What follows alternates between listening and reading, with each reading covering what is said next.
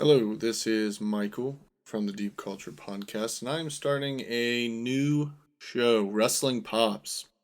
Now, it's not technically new, I have done it before on YouTube, and I'd like to first thank you for taking your time to listen to this on Podbean, Spotify, wherever it may be.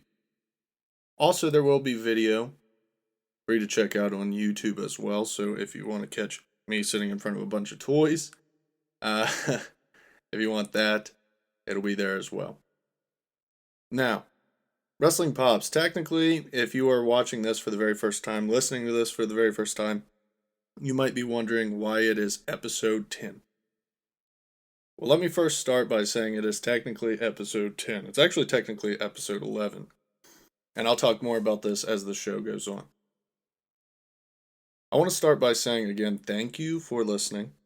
And this is technically episode 10, because if you've checked out the Deep Culture Podcast, shameless plug there, if you've checked out any stuff from the Deep Culture Podcast, there is a YouTube, what should I call it? A YouTube video series known as Wrestling Pops, where I sit in probably my kitchen.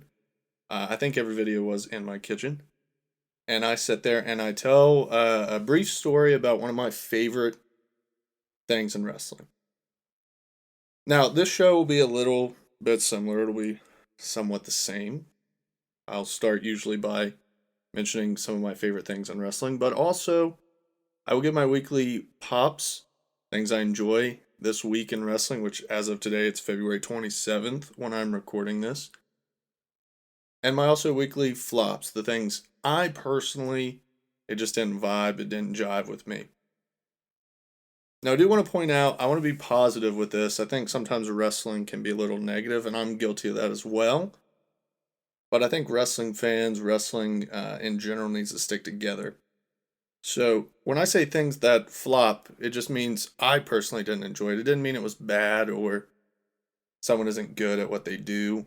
It's just something, it's not something that resonated with me. It might be something that you enjoy, but it's just something I personally wasn't a fan of. So I want to get that out there right off the bat if people take offense to that.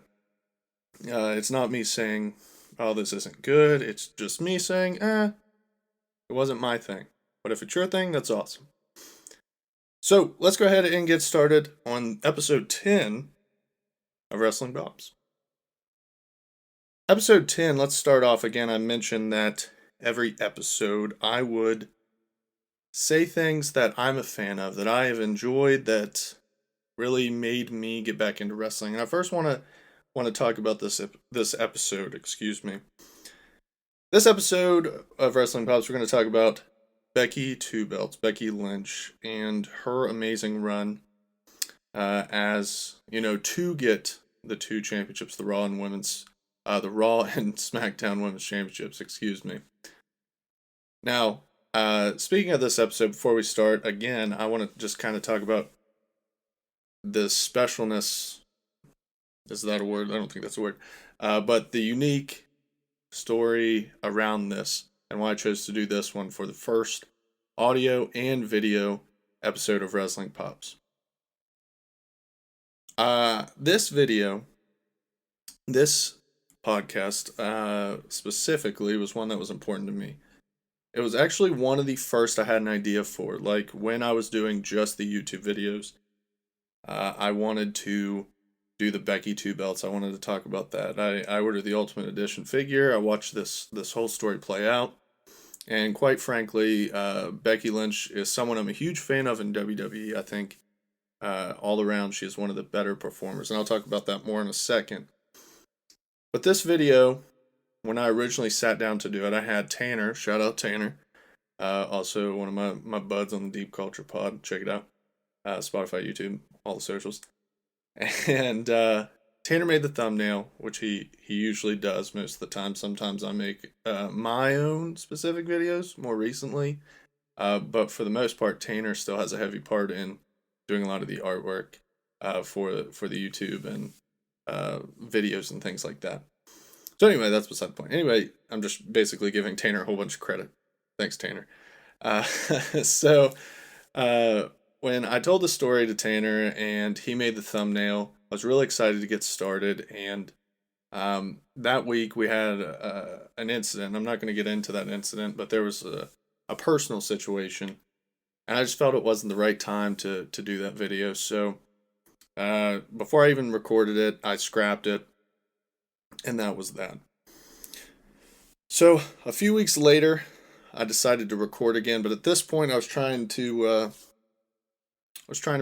think what video that was. Something else just caught my interest. I want to say it was Mr. Perfect. I think it was the fourth episode, something like that I did. And Mr. Perfect, that video, I think I saw a whole bunch of videos on Twitter. I just wanted to do a video about him, so this video got put on the back burner. Well, a few months later, I went to do this again. I went to come back to the Becky Lynch story, and again, there was another just personal thing that came up, and it didn't seem appropriate to post something. And I just was like, wow, maybe this is a sign that I should not do a video about this. And you might be like, well, that's kind of, this is just a YouTube channel or a video or a podcast, whatever. But no, I just thought, well, maybe it's a sign, and I decided not to do that. So I chose to do other things, and after a while, I stopped doing wrestling pops. I kind of got out of it, and it was funny. Again, I just kind of last year, I'll never forget this. Last year, I was like, you know what? I'm gonna come back to this. I'm gonna do this, and I had it recorded and everything. It was the last week of March. Had this whole Becky Two Belts video recorded. I was going to talk about how much of a fan I am, mark out basically. I know a lot of people don't like that word, but I'm going to use it for this situation. And then that was the week my uncle died. And again, I had this entire video made, and then my uncle died, and I couldn't even think about it. So I just scrapped it. I tossed it. I said, man, this video is just it's not meant to be made, apparently. It's not meant to be put out. And you might be like, I must call myself Mr. Simon. I'm going to have to cut that out. Teaching props, geez. I used to referring to myself in the third person. But you might be like, Michael, why would you make it now? It's a bunch of bad, that's like a bad omen or something. All these things have happened anytime. And you might also be like, well, it's not that deep. You just make it anyway. Who cares? And I think that's the reason I made this today. I wanted to talk about Becky and that story today. It's just kind of almost a cathartic thing. Like, wrestling is something for me, my family. Watching it with my grandmother, Hulk Hogan, Sting. It's just something that is kind of there. And with my uncle, he was one that liked wrestling as well. He was a big John Cena guy, late, and he liked. I remember him talking up Edge a few times, and we'd go over and just watch wrestling. So this video, just kind of for me, I want to talk about this because again, it came out. It was supposed to be finished and put out when he was, the time he had passed, and I just want to share that story. So that's why I chose this. It's a long rambling of why this video, but let me start talking about Becky Lynch and why I think that run was so important. So this week on Wrestling Pops, Becky Lynch and Becky Two Belts.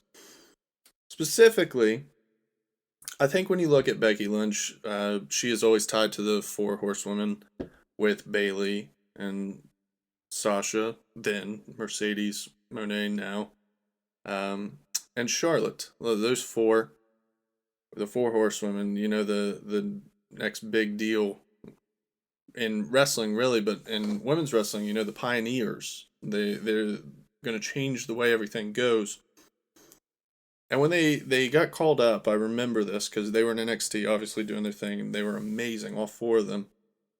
I remember when the three got called up, Becky, Charlotte, and Sasha, when they got called up, and even Bayley. Bayley and Sasha had that match in Brooklyn, but Bayley was still in NXT. But those three, out of the three that got called up, I just always felt like Becky was kind of looked at as the afterthought, so to speak. I'm not saying she was. I'm just saying Charlotte, obviously, with Ric Flair with the ties, she was going to be a big deal for WWE. You kind of tell that. You could see that. Sasha had a lot of hype. Sasha had that match again in Brooklyn with Bailey, and she also kind of had like an it factor right off the bat. She was a little bit different of a character, whereas Becky just. I always liked Becky. Always a fan. She had the orange hair, the song she still has, but she just kind of seemed. How do I put this? She kind of seemed like a big deal to the wrestling fans, but she wasn't always thought of as maybe in the same tier as Charlotte and Sasha. For right or for wrong, for yeah, for right or for wrong, whatever it may be. Um, Obviously, I don't know if that is the case. They might have thought extremely highly of her at the time, and maybe just wasn't portrayed that way on TV. Either way, I think that Becky was one that was definitely underrated going on, and I think moving forward into 2018, that storyline where she was starting to be fed up with her place, it really was the case, and it really meant something. You could tell there was some realism in there. Like the fans really bought into it because I think a lot of other people agreed. Like, yes, she is the underdog. And then they made the decision in 2018 after she kind of was playing up to like, hey, I'm underrated, I'm overlooked. I think you guys are missing something here. She was playing that character on TV. They made the decision to turn her heel, and that was a baffling one. That one made no sense to me. It just was very confusing. And I think the other thing is when they did that, that was when I remember she was like really, really like catching on, really, really over. And they tried to turn her heel, and it was just like, no, we're still gonna cheer for her, no big deal, which is typical. I feel like nowadays with wrestling, but they quickly realized, hey, we can't do that. Like she is not a heel. She's gonna be cheered. They kind of steer into the wave there. I believe she starts feuding with Ronda Rousey. That sets up something heading into, I want to say, Survivor Series, where there's the brawl. I remember in the infamous bloody nose picture, she gets punched in the face. I believe it was by Nia Jax. I think it was Nia Jax. If not, excuse me, but Nia Jax sounds right. And yet Becky just keeps going, and she has the bloody nose, and she looks super cool, like just a star. And from there, she is then like over, like she is completely on board. And Becky then going into Mania season, she wins the Rumble, I believe, taking out Lana out of the Rumble, and that's when things get weird. The Becky two belt story then goes into like Charlotte coming in, and I remember at that point when they added Charlotte to the mix, I was like, this is lame. Like this is lame.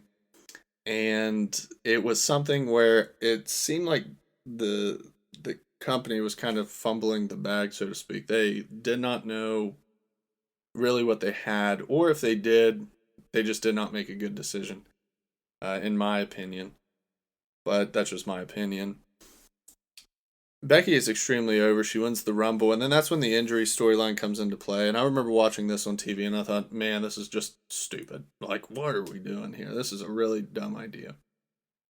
Charlotte comes in, she gets added, and then the stipulation is, hey, well, we don't think there was also the injury, and we think, hey, we're going to keep you out for your own safety. And the whole injury thing, if I didn't mention that, playing up Becky being injured and not being safe for herself, I was like, come on here. This is also lame. So then Becky had to beat Charlotte, and Ronda won during the match. Long story short, it turns into a triple threat at WrestleMania. It was a very long, convoluted way of getting there, but I promise there's a reason I'm bringing this up. I'm just giving you some of the backstory. That match at Mania, even though it kind of ended with a weird finish. So the three go to Mania: Charlotte, Becky, Rousey. And I think this is peak. Actually, I don't think this is true. I don't think this is a peak of any of these characters, but like maybe Ronda Rousey. Ronda Rousey as a heel now. This is after the parking lot brawl. As a heel, Rousey is like, oh yeah, we need to see her lose the title. Like she's definitely going to lose. Charlotte was doing some very good work as well. But Charlotte always does. She's super solid. Can't go overstated how good she is either. But Becky is like, man, like one of my favorite wrestlers in wrestling. And at that time, I was like, man, like I'm watching WrestleMania literally because of Becky Lynch. And I'll get to that more in a second. That match, though, even though it ended in a weird fashion where there was kind of like a weird ending, I can't remember the whole story of it, but it ends with Becky holding up the two belts. The Becky two belts era had begun, and I think this moment is one of my favorite moments in wrestling for a couple reasons. One, it was good. Like it was just good. Becky Lynch was doing amazing work. She's still doing amazing work. And the to see someone who in NXT and early on with like Team PCB, kind of terrible name by the way. So in 2015, I think that was 2015, Team PCB. Um, to see someone to go from maybe not the top, to quote Triple H, the A plus person, the B player, like I don't think that's controversial to say maybe she was considered a B player at one point, but to see her to go from that and then literally become the undisputed champion was really cool. And someone who, just being a fan, I was really happy to see that was really cool as well to see it pay off. See it pay off, even though it kind of got convoluted towards Mania. I think this is also one of the best moments in wrestling.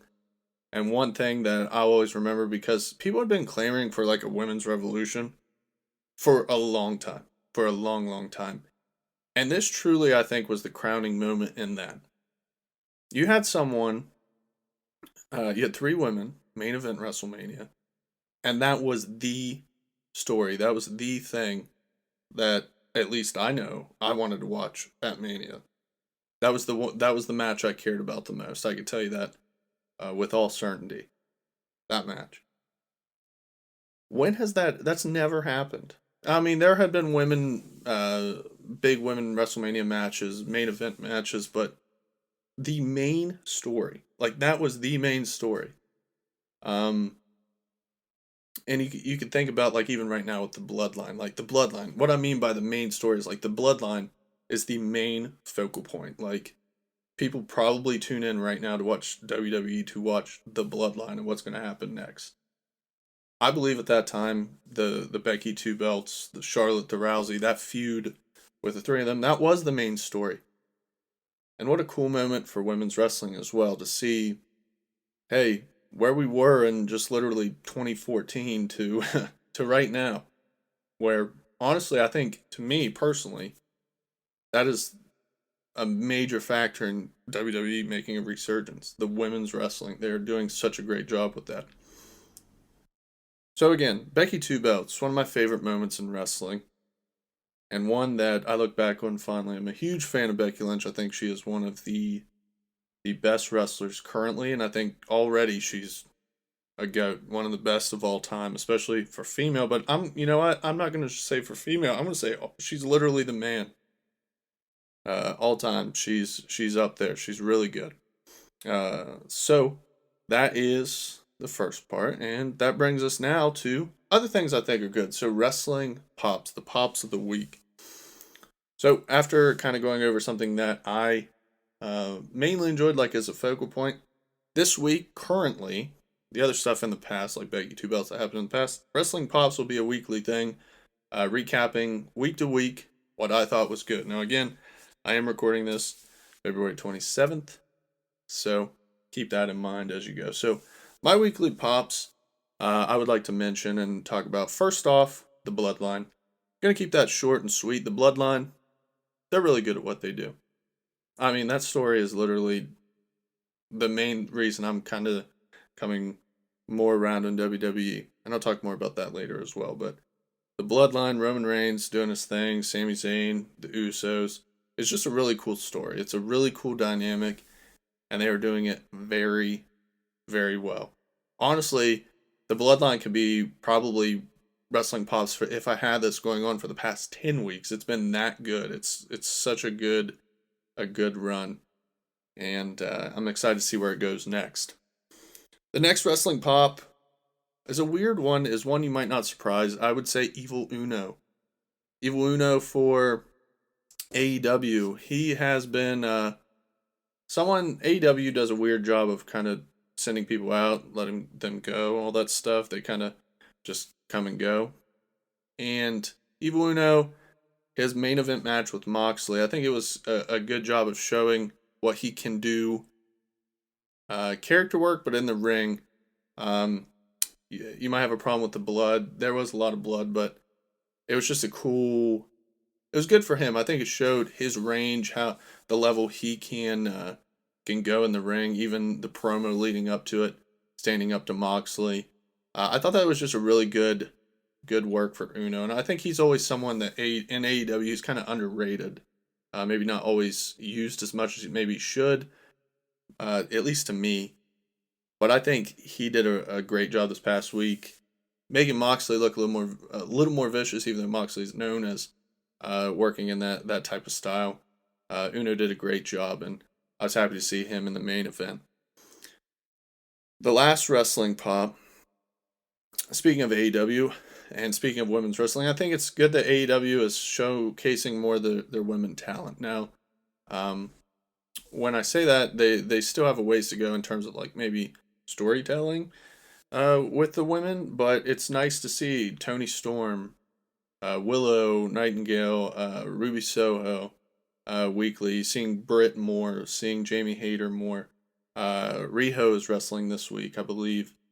Seeing the women come out, do their thing, more than just one time a week, at least on Dynamite and Rampage, that is a pretty cool thing to see, and I'm really happy that they're doing that. One woman that I hope they keep pushing though, and maybe it's for various reasons. Again, I'm just sitting in my guest bedroom, talking about wrestling, but Jade Cargill, like she is definitely a star. I can't wait to see what they do next with her, and I hope they put her in a real feud moving forward, a real feud because she's got the it factor. Now, the wrestling flops for me this week. Wrestling flops. So for me, the first one is, and this may just be me again. The wrestling flops. It's not. I'm not saying it's bad. It's just something I'm not jiving with. The Rey Mysterio and Dominic Mysterio storyline. I just am not a fan. I just am not getting it. I understand like the son. He's bratty and he's beating up his dad and all the dad. I don't care. I just don't care. Like, how many times Rey Mysterio? I feel like this is every Rey Mysterio like story though. He always gets picked on, and I just don't care. I'm sorry, and it's almost like comical too, which is kind of funny. Like I'm starting to like Dominic a little bit more, but like I'm starting to think he's funny in a sense. And to this point, it's like, I want to see him. Like, but do I want to see a dad beat up a son? Like, that's the other thing. Like, I just don't like the story, like the father son dynamic. Like, it just, again, me personally, but I like my dad. You know, I don't want to see a dad beat up a son beat up a dad. Like, that just isn't for me. Brothers, cool, but not the father and son duo. Um, though I will say the prison Dominic stuff is pretty funny. I do enjoy that. I just don't overly care about him fighting his dad. The next wrestling pop, I will say, is the Revolution card. Now, that's pretty vague. It's pretty ambiguous. But, man, I'm just not feeling it. Like, there is nothing really keeping me interested, storyline-wise, in AEW. And there's going to be some good matches, do not get me wrong, but I mean, I like matches, but I need another reason. I need a story. Like Hangman and Omega, that was amazing. Okay. Punk and MJF, awesome. But really there's been a lack of that story element. And wrestling, you have to have that. You gotta kind of suspend that disbelief a little. I gotta have a connection. Why do I want to see these people have a match? I I want to see them. Hey, I don't like you. Like, okay, cool. Like, let's have a match. Like, I need something. I just can't. Hey, we booked you in this match. that doesn't do it for me. But again, just me. The Revolution card, MJF, Danielson, it's going to be a great match, I'm sure. Jericho and Starks, I've seen it. Hangman and Moxley, I've seen it.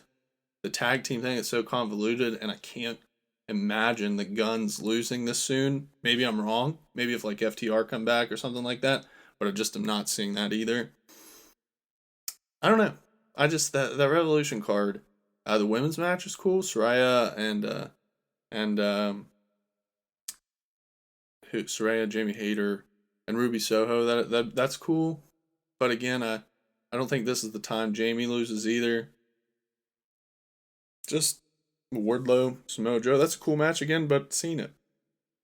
And some of these guys and gals have been so, like here or there on TV. There's not been a constant thing. So I hope AEW turns that around. I feel like for me personally, this is kind of their slow period. It kind of builds back up around May, but that may just be me again. I'm not overly looking forward to Revolution, but I hope I'm wrong. I hope I'm wrong. And that's all I have. I had three pops and only two flops this week. And this is it for episode 10. Episode 10 of Wrestling Pops, and I hope to do this every single week, going through the things I love about wrestling past, present, and things I look forward to in the future. So, again, thank you for listening and/or watching. Be sure to check out Wrestling Pops on YouTube, the Deep Culture Podcast YouTube channel. Be sure to follow, like, subscribe, Deep Culture Podcast on any of our social medias. And be sure to follow Wrestling Pops wherever you can get this podcast. So thank you guys. I'll see you next time. Be good.